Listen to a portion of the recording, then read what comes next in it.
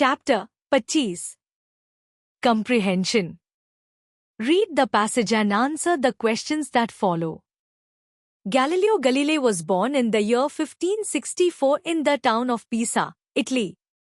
When he was 20 years old, he was studying in Pisa. His father wanted him to be a doctor, but Galileo was bored with school except for maths. Because maths was the only subject where he was doing well, the court mathematician offered to tutor him privately so he could become a qualified mathematician. Galileo's father was disappointed, but he agreed. Galileo Galilei का जन्म 1564 में Italy के पीसा नगर में हुआ था। जब वह 20 साल के थे, तब वह पीसा में पढ़ाई कर रहे थे। उनके पिता चाहते थे कि वह डॉक्टर बने, लेकिन गैलीलियो को स्कूल में केवल गणित ही अच्छा लगता था। क्योंकि गणित ही एकमात्र विषय था जिसमें वह अच्छा कर रहे थे, इसलिए दरबार के गणितज्ञ ने उन्हें निजी रूप से पढ़ाने की पेशकश की ताकि वह एक योग्य गणितज्ञ बन सकें। गैलीलियो के पिता निराश थे, लेकिन उन्होंने सहमति दी। इस पैराग्राफ में गैलीलियो गैलीली के बारे में बताया गया है कि वह 1564 में इटली के पीसा नगर में पैदा हुए थे और कैसे उनकी शिक्षा में गणित में उनकी रुचि और उत्कृष्टता थी। उनके पिता चाहते थे कि वह डॉक्टर बने, लेकिन गैलीलियो को गणित में अधिक रुचि थी, जिसके कारण गणितज्ञ ने उन्हें व्यक्तिगत रूप से पढ़ाने की पेशकश की। गैलीलियो के पिता ने इस निर्णय पर निराश होते हुए भी सहमति दी। Because he needed to earn money, Galileo began experimenting with different things, trying to come up with some sort of invention that he could sell for money. He had a little bit of success with his invention that was like a compass that could be used to measure plots of land. He had already experimented with pendulums, thermometers, and magnets. चूंकि Galileo को पैसे कमाने की जरूरत थी, इसलिए उसने विभिन्न चीजों के साथ प्रयोग करना शुरू किया, ताकि वह ऐसा कोई आविष्कार कर सके जिसे वह पैसे के लिए बेच सके। उसने एक आविष्कार में थोड़ी सफलता प्राप्त की जो एक कंपास जैसा था, जिसका उपयोग भूमि के प्लॉट मापने के लिए किया जा सकता था। वह पहले ही पेंडुलम, थर्मामीटर और मैग्नेट्स के साथ प्रयोग कर चुका था। गैलीलियो को पैसे कमाने की आवश्यकता महसूस हुई, इसलिए उसने कई अलग अलग चीजों पर प्रयोग करना शुरू किया, जिससे वह कुछ नया आविष्कार कर सके। उसने पहले से पेंडुलम, थर्मामीटर और मैग्नेट्स जैसे उपकरणों पर प्रयोग किए थे। बाद में उसने एक ऐसा उपकरण बनाया था जो भूमि के प्लॉट मापने में मदद करता था और इसे बेचने में कुछ सफलता भी मिली थी। When he heard that a Dutch inventor had invented something called a spyglass but was keeping it a secret, Galileo decided to work on one of his own. Within 24 hours, he had invented a telescope that could magnify things to make them appear 10 times larger than real life. जब Galileo को यह पता चला कि एक Dutch आविष्कारक ने स्पाईग्लास नामक एक चीज का आविष्कार किया था, लेकिन उसे एक रहस्य के रूप में रखा हुआ था, तो गैलीलियो ने खुद इसका एक संस्करण बनाने का निर्णय लिया। 24 घंटे के भीतर उसने एक दूरबीन आविष्कार की जो चीजों को इस तरह मैग्नीफाई करती थी कि वे असल जीवन से 10 गुना बड़ी दिखाई देती थी। गैलीलियो को यह खबर मिली कि एक डच आविष्कारक ने एक स्पाईग्लास का आविष्कार किया था, लेकिन वह इसे गुप्त रखे हुए था। इस खबर से प्रेरित होकर गैलीलियो ने एक बेहतर और अपने हिसाब से एक दूरबीन बनाने का निर्णय लिया। 24 घंटे के भीतर उसने एक ऐसी दूरबीन बनाई जो वस्तुओं को 10 गुना बड़ा दिखाती थी। यह गैलीलियो की तेज सोच और रचनात्मकता को दर्शाता है। One night, he pointed his telescope toward the sky and made his first of many space observations. The moon was not smooth, like everyone thought. The moon was covered in bumps and craters. As technology has improved, first Galileo, and then many others, have made improvements on the telescope, the wonderful device that allows us to see from a distance. एक रात उसने अपनी दूरबीन आकाश की ओर तान दी और उसने अपनी पहली अंतरिक्ष अवलोकन किया। चांद चिकना नहीं था, जैसा कि सभी सोचते थे। चांद उभारों और गड्ढों से ढका हुआ था। जैसे जैसे प्रौद्योगिकी में सुधार हुआ है, पहले गैलीलियो और फिर कई अन्य लोगों ने दूरबीन में सुधार किए। यह अद्भुत यंत्र जो हमें दूर से देखने की अनुमति देता है। गैलीलियो ने एक रात अपनी दूरबीन से आकाश को देखा और यह पाया कि चांद जैसा सभी को दिखता था, वैसा चिकना नहीं था। इसके बजाय चांद पर उभार और गड्ढे थे। यह गैलीलियो की पहली अंतरिक्ष अवलोकन थी। समय के साथ प्रौद्योगिकी में सुधार हुआ और गैलीलियो के बाद कई अन्य वैज्ञानिकों ने दूरबीन में सुधार किया, जो अब हमें दूर की चीजों को देख पाने की क्षमता देता है। इस प्रकार गैलीलियो ने हमारे ब्रह्मांड को समझने में महत्वपूर्ण योगदान दिया और दूरबीन के विकास में भी एक प्रमुख भूमिका निभाई। Read the passage and answer the questions that follow. Severe storms happen in low-pressure weather systems. Warm, wet air begins rising into the air. The higher it rises, the cooler it becomes. A process in which water vapor in the air forms drops is called condensation. The drops join together to form clouds, and then precipitation of some kinds, rain, sleet, snow, or hail, will fall down to Earth's surface. गंभीर तूफान निम्न दबाव वाले मौसम प्रणालियों में होते हैं। गर्म, गीला हवा में ऊपर की ओर उठने लगती है। जितना ऊंचा यह उठता है, उतना ठंडा होता जाता है। वह प्रक्रिया जिसमें हवा में पानी के वाष्प से बूंदें बनती हैं, उसे संघनन कहा जाता है। ये बूंदें मिलकर बादल बनाती हैं और फिर कुछ प्रकार की वर्षा, बारिश, ओलावृष्टि, बर्फबारी या ओले पृथ्वी की सतह पर गिरने लगती हैं। इस पैराग्राफ में बताया गया है कि गंभीर तूफान निम्न दबाव वाली मौसम प्रणालियों में उत्पन्न होते हैं। इस प्रक्रिया में गर्म और गीला हवा ऊपर की ओर उठता है और जैसे जैसे वह ऊंचाई पर जाता है, वह ठंडा हो जाता है। हवा में मौजूद पानी के वाष्प के संघनित होने पर बूंदें बनती हैं, जो बादल बनाकर बारिश, ओलावृष्टि, बर्फबारी या ओले के रूप में पृथ्वी की सतह पर गिरती हैं।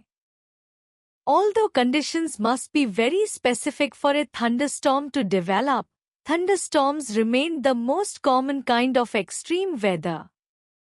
Before a thunderstorm can develop, there have to be three conditions present. The air has to be full of moisture. There must be either an intensely heated portion of Earth's surface sending warm air up quickly or an approaching cold front, and the warm air that is rising must be warm enough to stay warmer than the air it passes through as it rises. The moisture in the rising air condenses, clouds form and a storm begins. हालांकि आंधी तूफान के विकास के लिए बहुत विशिष्ट परिस्थितियां होनी चाहिए, फिर भी आंधी तूफान सबसे सामान्य प्रकार का चरम मौसम है। आंधी तूफान के विकास से पहले तीन स्थितियां होनी चाहिए।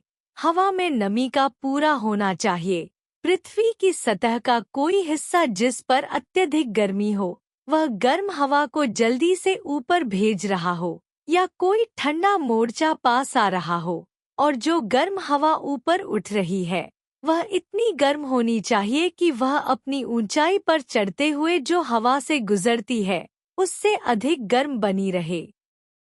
उठती हुई हवा में नमी संघनित होती है, बादल बनते हैं और तूफान की शुरुआत होती है। इस पैराग्राफ में बताया गया है कि आंधी तूफान बनने के लिए कुछ विशेष परिस्थितियां होनी चाहिए, फिर भी यह सबसे सामान्य प्रकार का चरम मौसम है। इसके विकास के लिए तीन मुख्य स्थितियां होनी चाहिए: हवा में नमी, गर्मी से उभरती हवा या ठंडे मोर्चे का आना, और गर्म हवा का ऊंचाई पर जाते हुए ठंडी हवा से अधिक गर्म रहना। इन परिस्थितियों में हवा की नमी संघनित होकर बादल बनाती है और तूफान शुरू होता है। A cold front happens when cold air is moving near the surface of Earth, and it pushes warm air up very quickly. This is often the beginning of a thunderstorm. Clouds form, and heavy rains begin falling. Opposite electrical charges inside the storm clouds separate those, causing lightning to flash towards Earth. Lightning has enough energy to heat the air all around it. This sudden burst of heat is what causes the noise we know as thunder. एक ठंडा मोर्चा तब होता है जब ठंडी हवा पृथ्वी की सतह के पास से गुजर रही होती है और यह गर्म हवा को बहुत जल्दी ऊपर की ओर धकेल देती है। यह अक्सर आंधी तूफान की शुरुआत होती है। बादल बनते हैं और मूसलधार बारिश शुरू हो जाती है। तूफान के बादलों के भीतर विपरीत विद्युत आवेश एक दूसरे से अलग होते हैं, जिससे बिजली पृथ्वी की ओर चमकने लगती है। बिजली में इतनी ऊर्जा होती है कि यह उसके आसपास की हवा को गर्म कर देती है। यह अचानक का गर्मी का विस्फोट वही कारण है जो हमें गड़गड़ाहट, थंडर के रूप में सुनाई देता है। इस पैराग्राफ में बताया गया है कि ठंडा मोर्चा तब उत्पन्न होता है जब ठंडी हवा पृथ्वी की सतह पर आकर गर्म हवा को ऊपर की ओर धकेल देती है और इससे आंधी तूफान की शुरुआत होती है। इस प्रक्रिया में बादल बनते हैं और भारी बारिश शुरू होती है।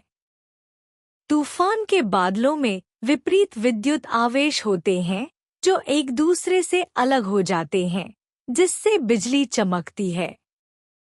बिजली की ऊर्जा हवा को गर्म कर देती है और यह गर्मी का विस्फोट ही गड़गड़ाहट, थंडर का कारण बनता है।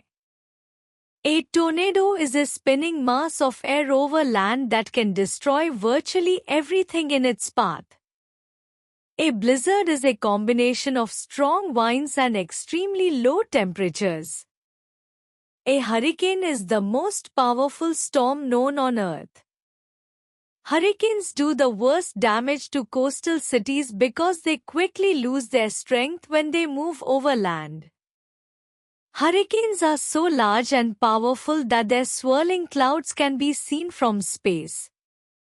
एक टॉर्नेडो भूमि पर हवा का एक घूर्णनशील द्रव्यमान होता है जो अपनी राह में आने वाली लगभग हर चीज को नष्ट कर सकता है। एक बर्फीला तूफान, ब्लिज़ार्ड, मजबूत हवाओं और अत्यधिक कम तापमान का संयोजन होता है। एक तूफान, हरिकेन, पृथ्वी पर जाना जाने वाला सबसे शक्तिशाली तूफान है। हरिकेन तटीय शहरों को सबसे अधिक नुकसान पहुंचाते हैं क्योंकि वे भूमि पर जाने पर जल्दी अपनी शक्ति खो देते हैं।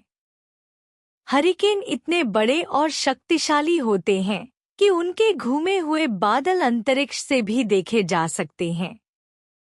इस पैराग्राफ में विभिन्न प्रकार के तूफानों का वर्णन किया गया है।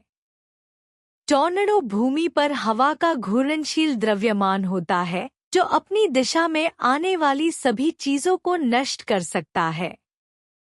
बर्फीला तूफान मजबूत हवाओं और अत्यधिक ठंडे तापमान का मिश्रण होता है, जबकि हरिकेन पृथ्वी पर सबसे शक्तिशाली तूफान होते हैं। हरिकेन तटीय शहरों में सबसे अधिक तबाही मचाते हैं क्योंकि भूमि पर पहुंचने के बाद उनकी शक्ति घट जाती है। इन तूफानों के विशाल आकार और शक्ति के कारण उनके घूमे हुए बादल अंतरिक्ष से भी देखे जा सकते हैं।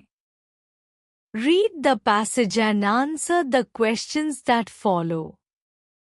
The emperor penguin is the world's largest and tallest penguin. It is also the heaviest penguin, with some individuals recorded at nearly 50 kilograms. Adults have a black head, back, tail, and black wings. The bill is also black with an orange lower mandible. The underparts are dingy white. The sides of the neck are marked with a large golden or yellow stripe. सम्राट penguin दुनिया का सबसे बड़ा और सबसे ऊंचा penguin है। यह सबसे भारी पेंगुइन भी है।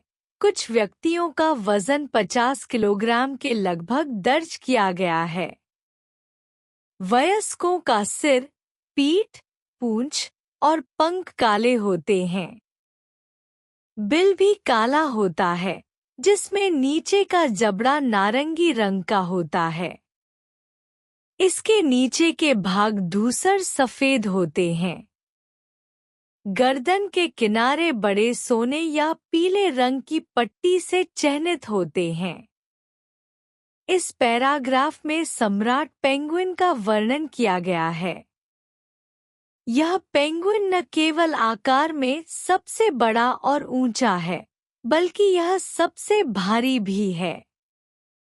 इसका वजन 50 किलोग्राम तक हो सकता है। इसके शरीर के विभिन्न भागों का वर्णन किया गया है, जैसे कि काले रंग का सिर, पीठ, पूंछ, पंख और काले रंग का बिल जिसमें नारंगी रंग का जबड़ा होता है। इसकी गर्दन के किनारे बड़े सोने या पीले रंग की पट्टी से सजते हैं और इसके नीचे के भाग धूसर सफेद होते हैं। The emperor penguin is found throughout the Antarctic perimeter. It is the only species of penguin to breed during the Antarctic winter. Breeding takes place about 60 miles from the coast in the Antarctic interior, where temperatures regularly drop to 40 degrees Celsius. The trek from the Antarctic coastline to the breeding ground was the inspiration for March of the Penguins. On particularly cold days, hundreds of male penguins may gather together in a compact huddle to warm themselves in the pounding Antarctic winds. In about 2 months, the female returns and locates her mate and chick by sound. She expels food stored in her stomach to feed the growing chick.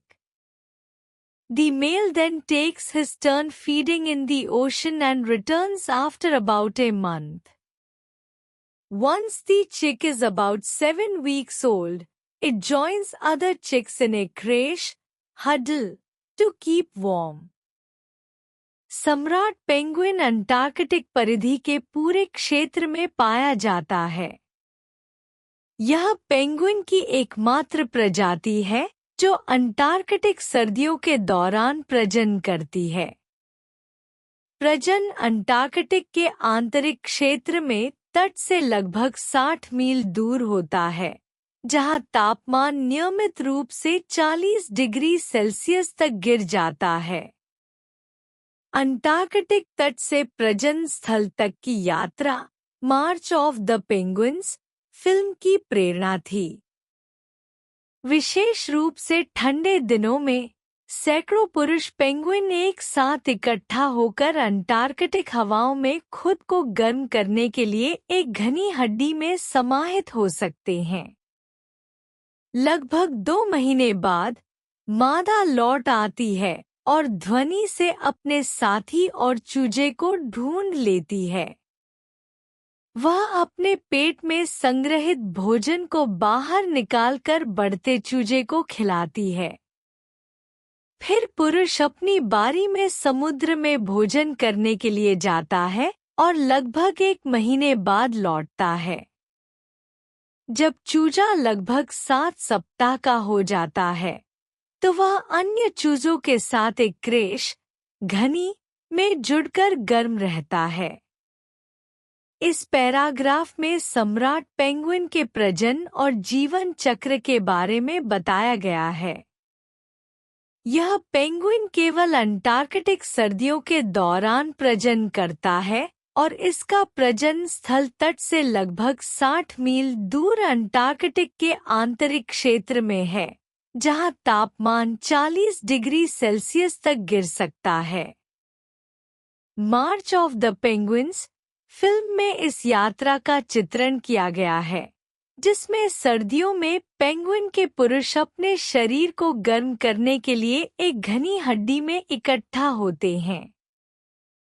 लगभग 2 महीने बाद मादा अपने साथी और चूजे को ध्वनि से पहचानती है और फिर वह चूजे को भोजन देती है। पुरुष पेंगुइन अपनी बारी में समुद्र से भोजन प्राप्त करता है। जैसे जैसे चूजा बड़ा होता है, वह अन्य चूजों के साथ जुड़कर गर्म रहता है। The king penguin is the world's second largest penguin species, reaching over 3 feet in height and weighing up to 16 kilograms. King penguins are very powerful swimmers and can easily reach depths of over 700 feet. The king penguin looks somewhat like a smaller version of the emperor penguin. It has a black head, neck, back, tail and black wings, flippers.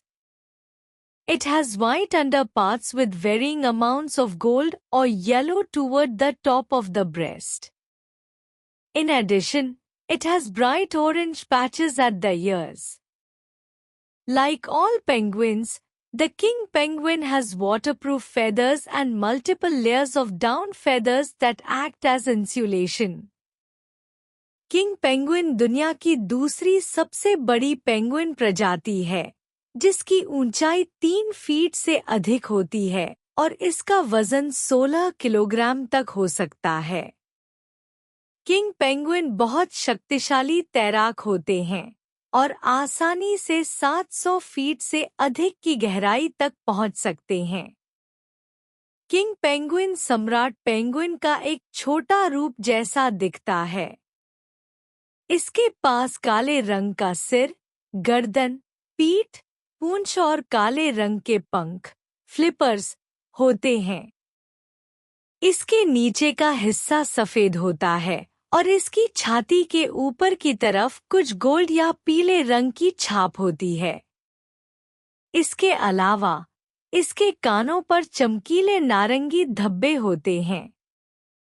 सभी penguin की तरह king penguin के पास जलरोधक पंख होते हैं और नीचे के पंखों की कई परतें होती हैं जो इंसुलेशन का काम करती हैं। इस पैराग्राफ में किंग पेंगुइन की शारीरिक विशेषताओं और उसके जीवन के बारे में बताया गया है। यह दुनिया का दूसरा सबसे बड़ा पेंगुइन है, जो 3 फीट से अधिक ऊंचा होता है और इसका वजन 16 किलोग्राम तक हो सकता है। किंग पेंगुइन बहुत अच्छे तैराक होते हैं और 700 फीट से अधिक की गहराई में तैरने में सक्षम होते हैं। इसका आकार सम्राट पेंगुइन से छोटा होता है, लेकिन इसकी शारीरिक संरचना लगभग समान होती है, जिसमें काले रंग का सिर, गर्दन, पीठ, पूंछ और पंख होते हैं।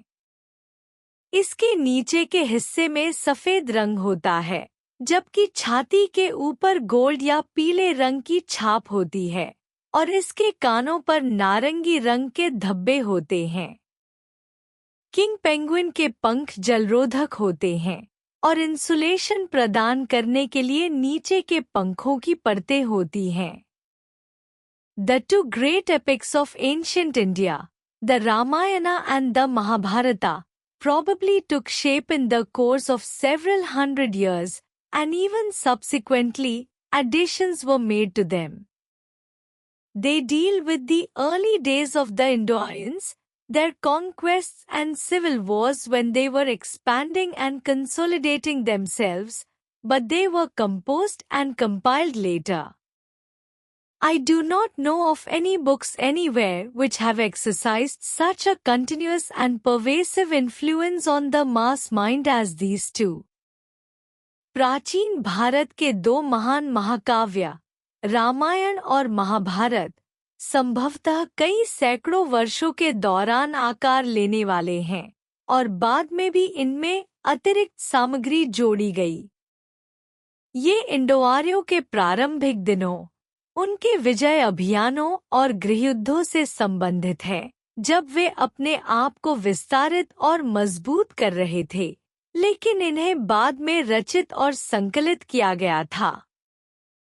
मुझे किसी भी अन्य पुस्तकों के बारे में ज्ञात नहीं है जिन्होंने इन दोनों की तरह जनमानस पर इतनी निरंतर और व्यापक प्रभाव डाला हो। इस पैराग्राफ में लेखक ने प्राचीन भारत के दो प्रमुख महाकाव्यों रामायण और महाभारत के निर्माण की प्रक्रिया और उनके महत्व पर प्रकाश डाला है। उन्होंने बताया है कि ये महाकाव्य कई सदियों में विकसित हुए और समय के साथ इनमें संशोधन और अतिरिक्त सामग्री जोड़ी गई।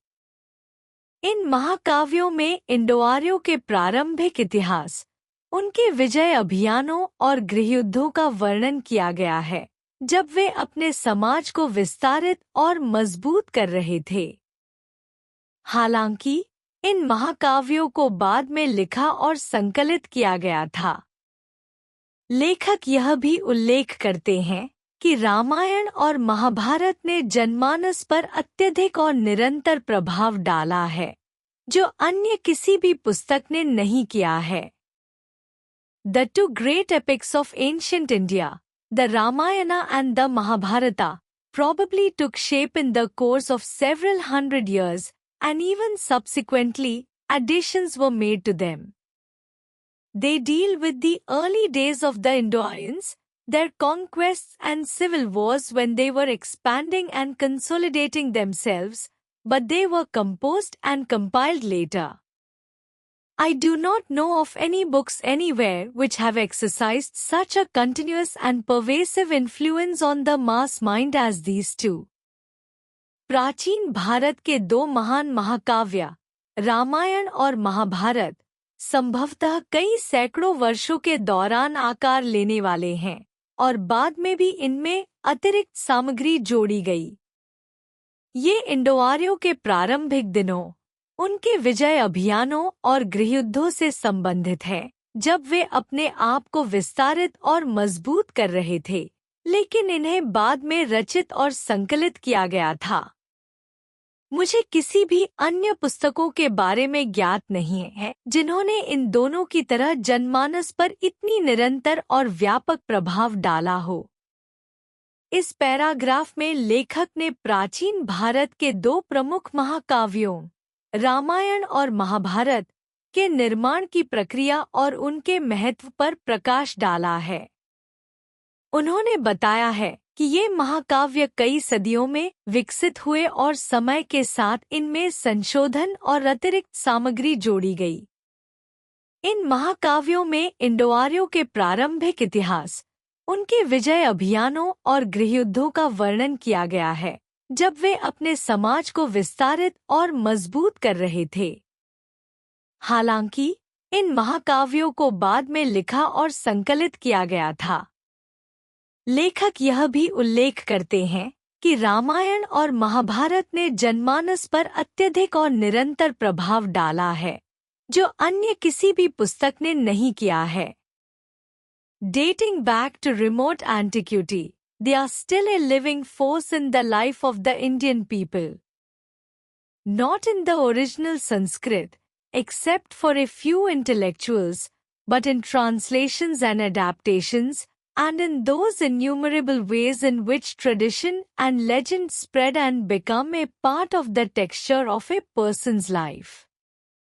They represent the typical Indian method of catering all together for various degrees of cultural development, from the highest intellectual to the simple unread and untaught villager.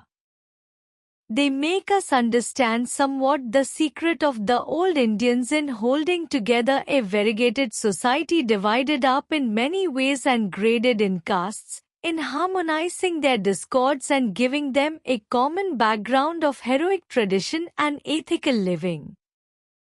Deliberately, they tried to build up unity of outlook among the people, which was to survive and overshadow all diversity. प्राचीन भारत की दो महान महाकाव्य रामायण और महाभारत संभवतः कई सौ वर्षों में आकार लिया और इसके बाद भी इनमें कुछ जोड़े गए। ये इंडो-आर्यनों के प्रारंभिक दिनों, उनके विजयों और गृहयुद्धों से संबंधित हैं, जब वे विस्तार और सुदृढ़ीकरण कर रहे थे, लेकिन इनका संकलन और रचना बाद में की गई।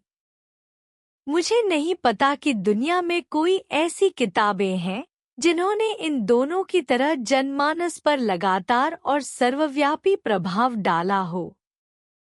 ये पुस्तकें प्राचीन काल से आज तक भारतीय जनजीवन में एक जीवंत शक्ति हैं।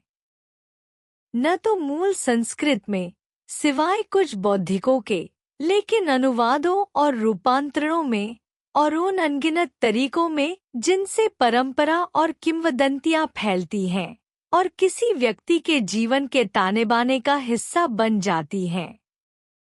ये भारतीय विधि का प्रतिनिधित्व करती हैं, जो सांस्कृतिक विकास के विभिन्न स्तरों के लिए समग्र रूप से देखभाल करती हैं, सबसे उच्च बौद्धिक से लेकर साधारण अनपढ़ और अशिक्षित ग्रामीण तक।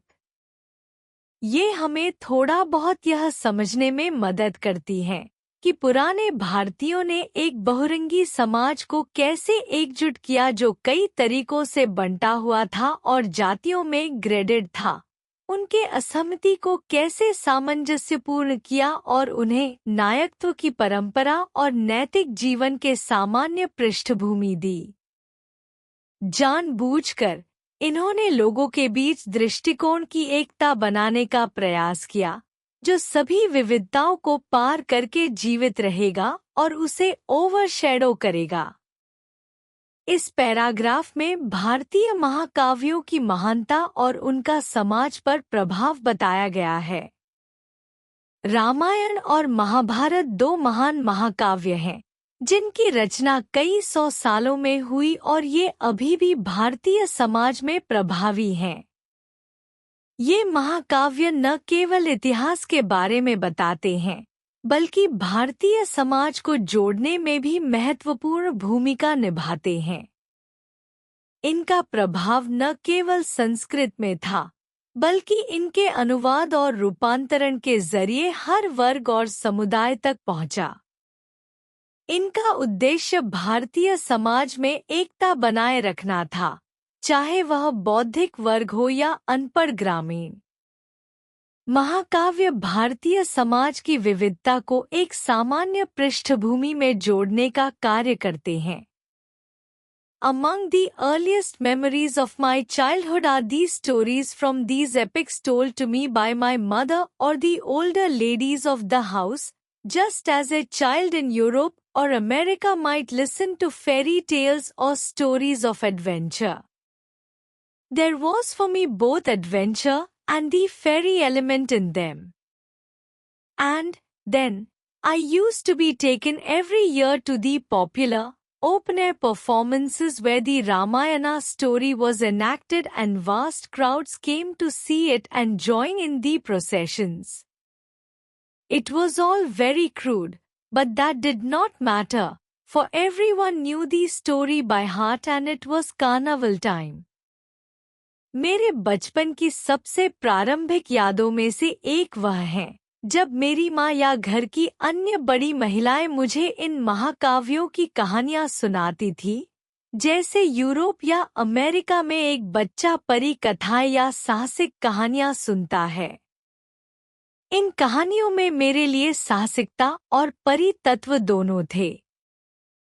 फिर हर साल मुझे उन लोकप्रिय खुलेआम मंचों पर ले जाया जाता था जहां रामायण की कहानी का मंचन होता था और विशाल भीड़ इसे देखने और जुलूसों में शामिल होने आती थी। यह सब बहुत कच्चा था, लेकिन कोई फर्क नहीं पड़ता था, क्योंकि हर किसी को कहानी याद थी और वह एक मेले जैसा समय था। इस पैराग्राफ में लेखक अपने बचपन की यादों के बारे में बता रहे हैं, खासकर उन महाकाव्यों की कहानियों के बारे में जिन्हें उनकी माँ या घर की अन्य महिलाएं सुनाती थी। लेखक इस अनुभव को यूरोप या अमेरिका के बच्चों द्वारा सुनी जाने वाली परी कथाओं और साहसिक कहानियों के समान मानते हैं। वे बताते हैं कि इन कहानियों में न केवल साहसिकता थी, बल्कि एक जादुई तत्व भी था। इसके बाद लेखक रामायण की कहानियों के खुले मंच पर मंचन को देखने के लिए हर साल जाते थे, जहां विशाल भीड़ जमा होती थी। इस अनुभव को वे मेले जैसा समय मानते हैं, क्योंकि सभी को कहानी याद थी और यह एक आनंदमय अनुभव था। निष्कर्ष।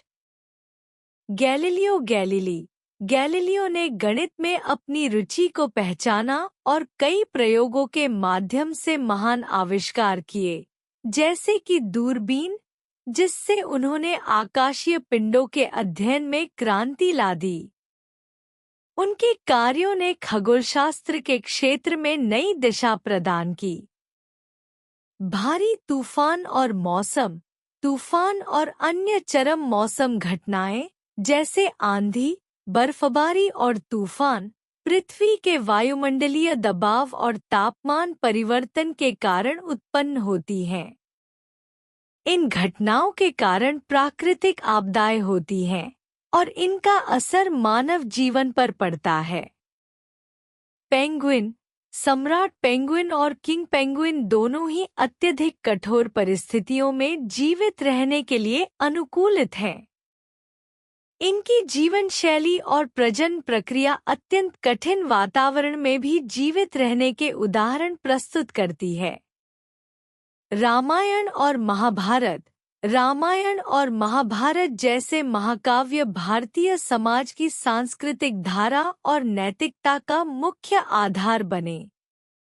इन काव्यों ने भारतीय समाज को एकजुट किया और उनका सांस्कृतिक और ऐतिहासिक योगदान अत्यधिक महत्वपूर्ण है। यह सभी कृतियां और घटनाएं हमारे इतिहास, संस्कृति और विज्ञान के विभिन्न पहलुओं को उजागर करती हैं, जो मानवता की समझ और प्रगति में योगदान देती हैं।